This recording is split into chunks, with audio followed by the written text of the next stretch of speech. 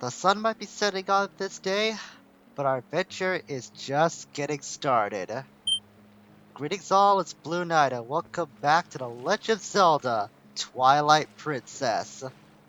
Previously, we went through a Vessel of Light mission to restore light back to the Farid province, and we did just that.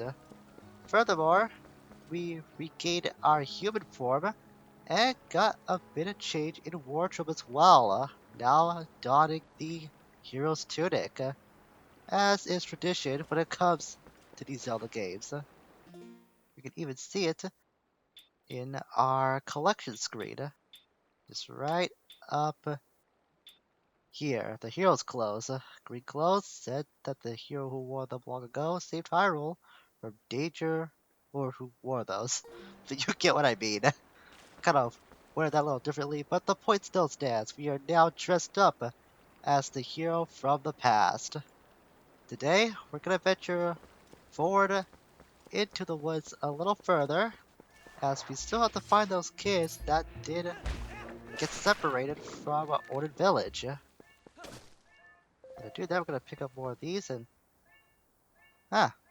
Minister got something she wants to say to us. Now then, it's finally time for that weapon I worked so hard to get. You probably already know this, but swing your sword with B and Rachel's shield with ZL. I'm so helpful, aren't I? Just think of me when you see those, or use those, okay?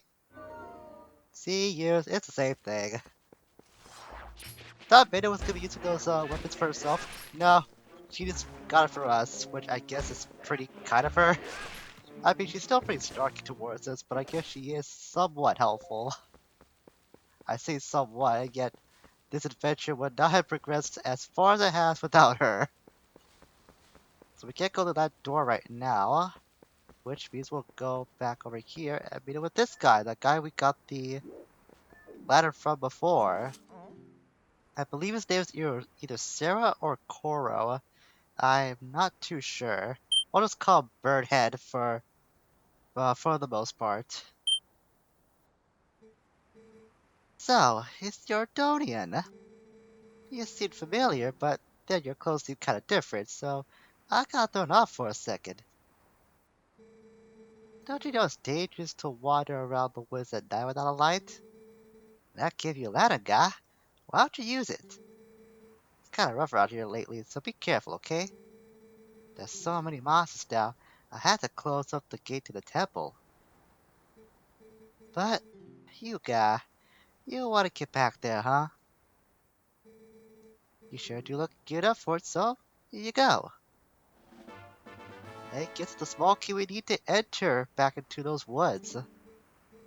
Oh yeah, the woods on either side of this cave are covered in really thick fog, so make sure your ladder's full. You're definitely gonna need to use your ladder a lot there, so bring all the oil you can. And check this out, I have a special one-time offer of a bottle of ladder oil for only 100 rupees. I think I'll take that. Besides, not only we get a bottle of oil, that's our second bottle of the game already. Yeah, we're only just getting close to the first temple, and we already have two bottles to our name. Those are going to be very helpful going forward. And you can put all kinds of stuff in the bottle once you use all the oil inside, guy. And hey, keep using that ladder so you'll come back and buy more, okay, guy? I see how it is. You give me a ladder for free at first, and then you're gonna make me a regular customer by coming back here to get more oil, huh? Pretty sneaky if you think about it, but very clever all the same. I'll give it credit. Plus, Birdhead has been very kind to us from the short time we have seen him, so it's not like he's like totally bad or at all bad. He's been pretty kind to us. Besides, he just gave us the key we need to get further into Fern Woods. And we really have nothing else to do right now, other than, well, save the kids. So we're gonna use that key and go back further into said woods. A lot more prepared than before, that's for sure. So in here, I think we came in here before as the wolf. on our way to complete the Vessel of Light last episode. I did neglect to say this beforehand the last time we were here, but I believe there is a tunnel that you can find if you use your wolf senses in here. It's a secret dig spot that I'm pretty sure not a lot of people know about. That's one of the things I learned of when I was researching this game. But I forgot to mention it because it just slipped my mind at the time. I'll be sure to show it at some point while I'm in here, just to give you an idea what it's like. So we're gonna head down further, back to this place from before. As you can see, there's a bit of fog. This was here the last time we did come into this area as wolf form. We take our lantern out, then we get this cutscene.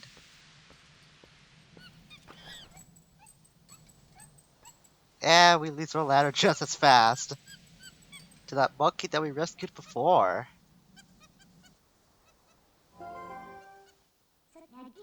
Hey, what's this monkey's problem? You idiot! While you were staring off in the dreamland, your lantern got stolen. It seems the monkey's not all bad, because it's gonna be guiding us through this fog with our lantern. It could have done this a little bit nicer, but I guess it is trying to help us out after all, in some way, albeit very rude or not. So we have to slowly go at this monkey's pace to get to the other side of this fog. Slowly but surely we'll get there. It's gonna twirl around to get the fog away using the lantern, so just be sure to stick close to it as much as you can. You are gonna come across a few enemies here as well, but they haven't changed at all from the last time we were here in human form. Like that keys, we saw that before, so you know how to deal with it very quickly. I'm pretty sure I might come across a Deku Bomb at some point as well. I do remember that happening to me in the past. So yeah, this is gonna be pretty slow. So keep over there. I'll swat away just as fast. Don't go to the fog, otherwise it will reset your position all the way back to the dock that we were just at. So that's your penalty for even touching this purple fog. And there's that Dekubaba I was concerned about before. Just wait till the monkey gets it in your safe space and then attack it.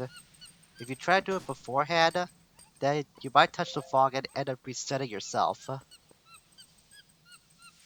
that should be enough to get our way up to the top. Be sure to stick close to the monkey as well, otherwise it won't move forward without you. And even though we're already at the end, it's still twirling around our ledge like crazy.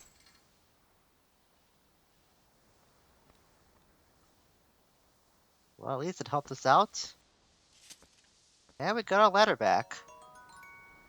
Ran out of oil while you were following the monkey around. And that's another reason why we got the second bottle that we just acquired not too long ago.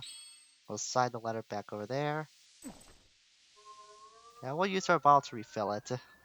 I'm pretty sure that was the point as to why they gave you that bottle of oil to begin with. But now we have a free empty bottle that we can use however we want. And I know just the way that we can use it still. We're gonna have to travel a little farther in. Get the bottle of these bokoblins. A bunch by, I mean a couple of them. There we go. We have an actual sword this time, so we'll be able to deal with much more damage than before, obviously. Because we have an actual blade instead of a fake one. And here we meet the bird again, a Trill. Welcome! Hey, buy something, anything!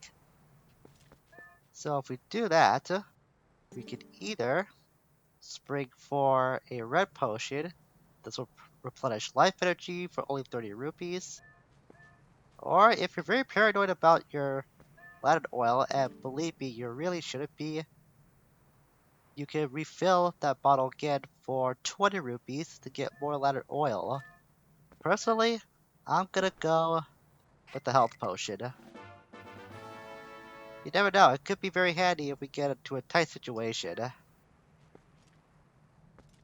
So what the idea here is that you're supposed to deposit the amount of rupees that you did that is necessary to pay for the potion you did acquire. But you can't be a cheapskate and just pick 1 rupee in. That's a bit on the skippy side. And you can sleep while doing that too. Pay like you're supposed to next time, you cheapskate. If you don't pay it all and you end up leaving by without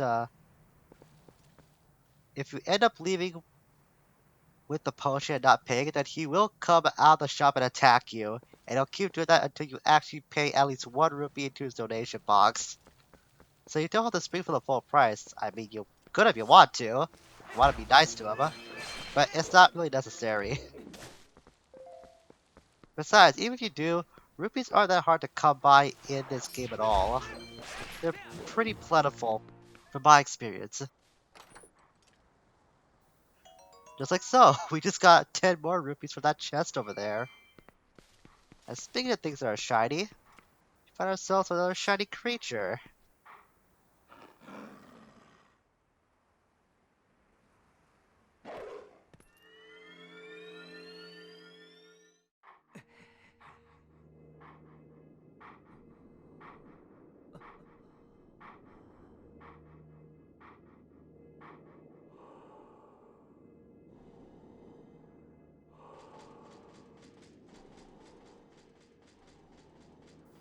If you try to attack it,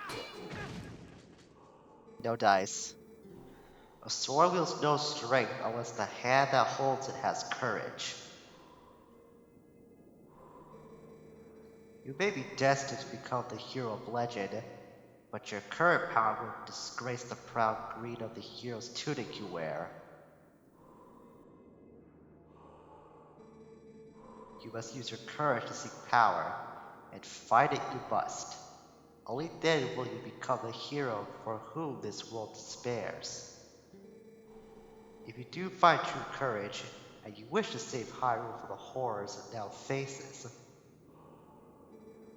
then you will be worthy to receive the secrets I hold.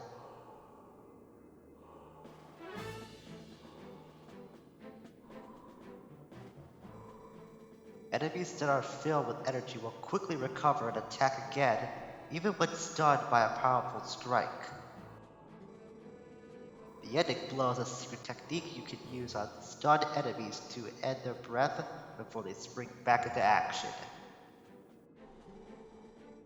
When an enemy lies collapsed on the ground, stunned, ZL target and press A to leap high into the air and deliver a final strike. When the opportunity to end their breath is before you, you will see the finish prompt appear vividly before your eyes. Now, try it on me. So instead of a new foe, we actually found ourselves a bit of a mentor. So let's do what he says. Knock him down first, and when the A prompt comes up, that's where you can commit to the ending blow. That was a pinpoint strike. Never overlook your opportunity to finish with A. The first hidden skill, the ending blow, has been passed on.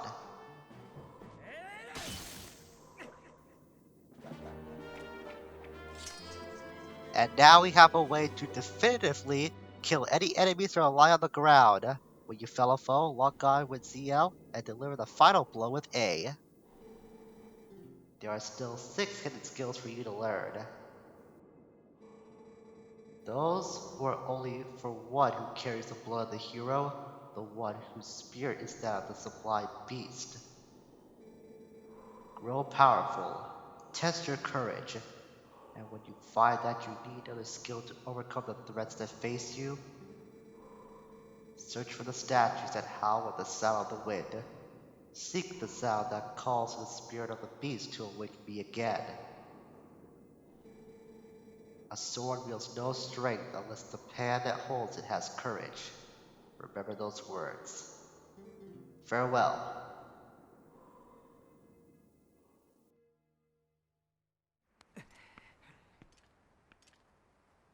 So that was a very interesting character we just came across.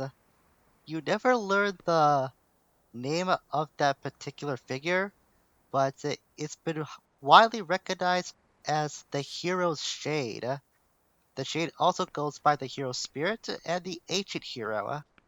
We'll go into a little bit more what he's all about in the very far future. It won't be for a while till I want to discuss about that character specifically in greater detail. But just know that he is looking out for us, and if you do end up finding more ways to meet him again, then you will learn more moves from him. And those can be pretty handy in the upcoming adventure. So what I'll do now is assign the ladder to...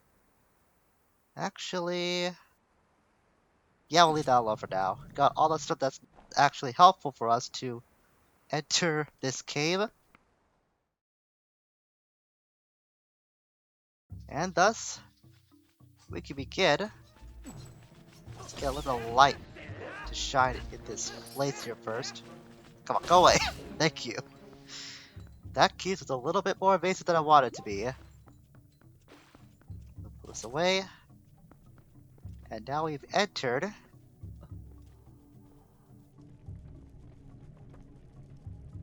the Forest Temple, our very first dungeon of the game. What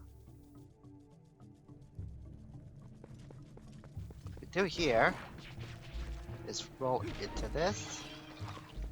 Broke a pile that was on top of those totem poles.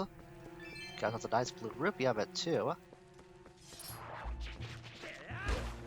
Take care of this Dekubaba.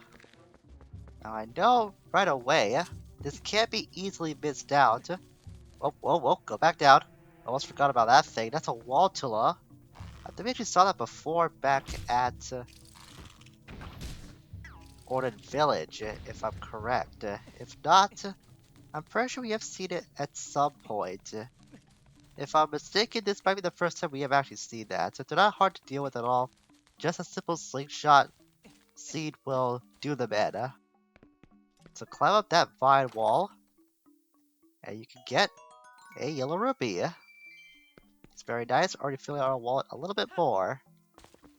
And why not? We'll take that out to refill our ammunition.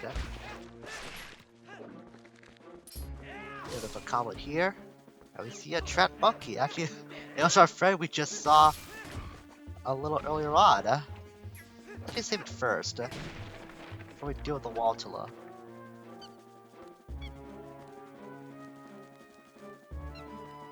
That brave little monkey just climbed up the wall without even worrying about the spiders. I wish I was that brave. Hey, that's the monkey that stole your lantern. Doesn't it look like she's beckoning you? Aren't you the popular one? If I already catching on to how much of a ladies' man that Link can be. I mean, we can tell that this monkey's female, right? It's got a flower on its head, so it's obviously female. No matter what time that Link's in, he always seems to find a way to attract the popular ones, the females of the world, no matter which species they are, apparently. I think that's all we can get here right now. So we'll go into the temple itself and find the main hub of it. Now what we could do here immediately, we can't go up there, deal with that thing. That's a Skulltula. Pretty common enemy you'll find in Zelda games, at least the 3D ones. Instead, I want to go down here and attack that bombling. So we can place it down there and blow up that cracked wall. That unveils another treasure chest. And we can... Oh, Link, don't do that. Don't roll to the wall like that. But get a red rupee. Fill out our wallet even more. Hey, don't stick your tongue out at me. It's pretty rude. Besides, you should know better. I have a sword. You should not do that to someone who has a sword. Or any kind of weapon for that matter. I'll take that one out too. Now to deal with this thing. Alright, so Skulltulas, I find in my experience to be a little more... I was gonna say a little more challenging. We took care of that thing pretty quickly. Oh, sweet, I got that sword twirl in early too. So, whenever the enemy dissipates into black smoke like that, if you're able to time it right, you can do that sword twirl on command. We saw Link do that earlier when he learned the ending blow from the hero's shade. The timing can be a little wonky, but sometimes if you're able to get the input correctly, then you can make that happen. It's a pretty cool animation. I love doing that a lot. Sometimes you might even do it by accident. You never know when it might come up. Anyways, we got the dungeon map now. Press up to view the map. Green rooms are the ones you already visited. The yellow arrow shows your current location and tilt to the left stick to change floors. So we can do that by accessing the map with our D-pad, and just like so, you can see what you're in for whenever you find this map in the dungeon. Pretty easy to understand, and another common item that you can find in Zelda games. The dungeon map also appears on your gamepad whenever you find it too, so you'll have an easy way to scout out the lay of the land by not having to go press up on the D-pad all the time. It's another handy advantage to actually playing with the gamepad itself.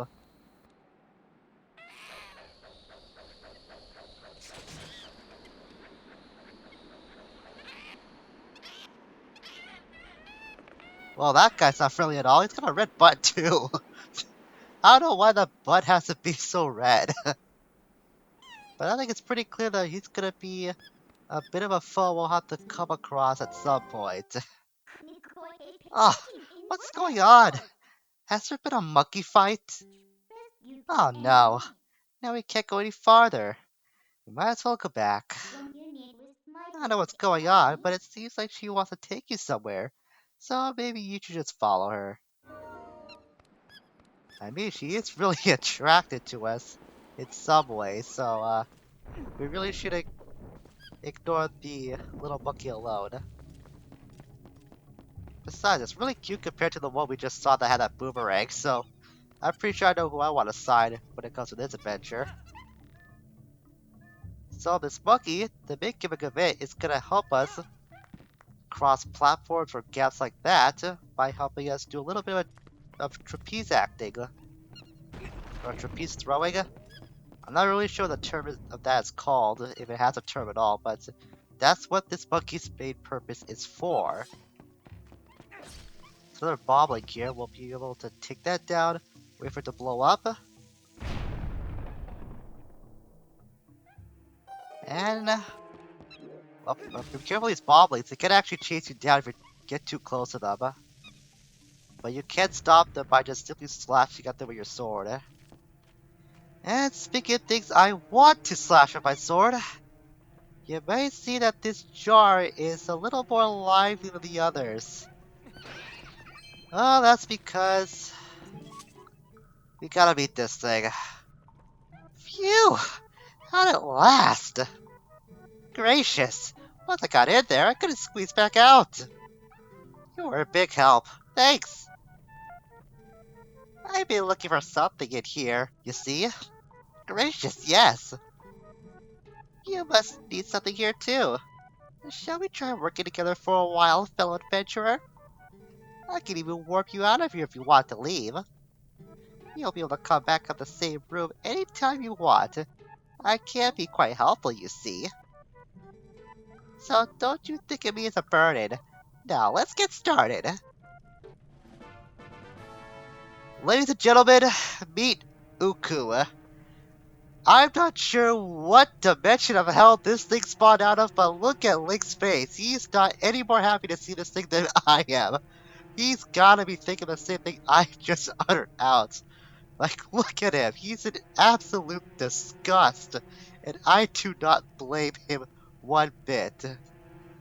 Anyways, her purpose is just like what she said. She can warp you out of the dungeon anytime if you need to do so, and can warp you back in at the exact spot that you did well warp out of. She's essentially a pretty handy shortcut to use to get out of the dungeon if you need to get any other resources or want to complete any other things that you may have missed out on. But still, yeesh, that thing, this specific thing. I mean, let's look at that. Let's look at this thing. And you can even fit in your entire pocket too. How can Link do that? Well, at least we can't see its face. I want to stay for now. Don't push it too hard. If you need a breath of fresh outside air, just give me a holler. No, I'm not doing that. I highly doubt that's gonna happen. I rarely use Uku at all in this game. So don't count on her appearing too much in this adventure.